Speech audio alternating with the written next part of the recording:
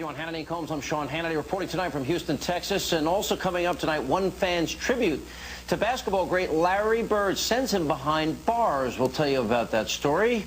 But first, the plan for a neo-Nazi rally in Toledo earlier this week turned violent, with angry protesters throwing rocks at police and vandalizing vehicles and ambulances, and stores being set fire and buildings being set on fire. So how can the sudden outbreak of violence possibly be defended? Joining us now, the author of What If George Bush Were a Black Man, Syracuse University professor Boyce Watkins. Mr. Watkins, we're not going to disagree. Nobody wants ignorant, bigoted, hateful views being protested in their community. I understand anger. I share the anger of the residents of Toledo. Can you explain or justify the behavior, though, of a very small minority to burn buildings, throw rocks and break the windshield of ambulances that are there to help, throw rocks at police cars, and burn and build? Look at the ambulance being pelted with rocks and windshield. Why that reaction? Well, the fact is that poverty and joblessness are the cause. Violence can be the symptoms. And if you don't try to solve a problem from the root of the issue, then you're always going to have things like this happen that will always confuse you. Boys, wait a minute. Wait. You're saying that the reason that that ambulance is having its windshield pelted out with rocks and that homes are set on fire is because of poverty and joblessness? That's why people did that? I'm not saying that it's right. What I'm saying is that this is always going to be a consequence until you address the root causes of the issues. There are a lot of people who are excluded from the American dream, Sean, and until we address that as a country, it's not going to help any of us. Listen, I started out in my life, I didn't have any money.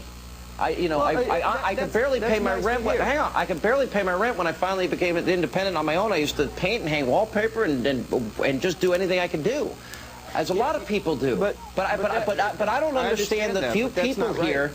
How do you can't say poverty caused people to throw rocks at ambulances. I'm not saying that poverty causes people to do anything, but the fact is that if you just look at the symptoms and you don't look at the cause, you're always going to wonder, what in the world is making people behave that way? You don't have the right to judge people who are in situations that you do not understand. We do have the right to judge. We have the right to discern. Sir, you are rationalizing. I'm not rationalizing. Hang on a second. Hang on, I'll let you talk. We have the right to discern right and wrong. And people, good people, don't like those people that were marching, and good people find it repulsive that people that are there in a community to help save lives have their windshields pelted out with rocks. Good people can discern right and wrong. You don't throw rocks at police cars, sir. But good people will support programs that will give the angry youth opportunities so that they don't feel angry. You think this riot was no program that's going to... This riot wasn't due to the neo-Nazis. Boys, it's Alan Colmes in New York. You can't make any excuses for this behavior. And the best thing that could have happened... Hold on, and I'll give you a full chance to respond. Sure. The best thing that could have happened to these neo-Nazis when they came to Toledo would be ignore them.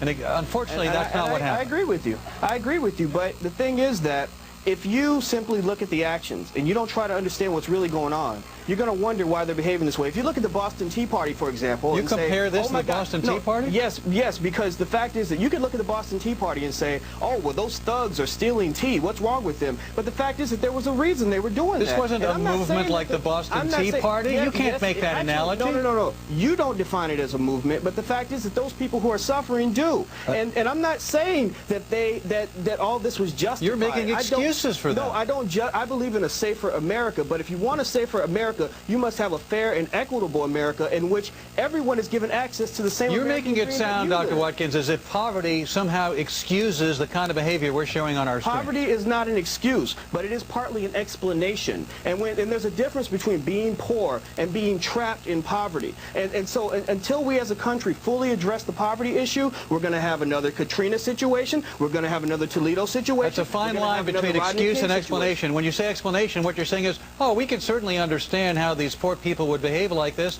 They come from poverty. What about all the people who come from poverty that have never acted in that manner? Well, different people respond in different ways. But I can tell you that I myself have felt that same anger that they feel. I didn't respond in the same way, but I understand where they're coming from. You either the government gives people government or some program or a job, or else that's going to be the result? I didn't say they give them a job, but what you do is you give them an opportunity. The opportunity is called America, sir. The opportunity is called freedom, sir. The opportunity is called liberty, sir. But people, Sean, like you, don't support freedom in America. Sir, we celebrate freedom, sir. In America. And what you're making excuses for the work for awful behavior. I got to run. We're out of time. Coming up, Earth, why is Boston basketball legend Larry Bird costing one man an extra 3 years in prison?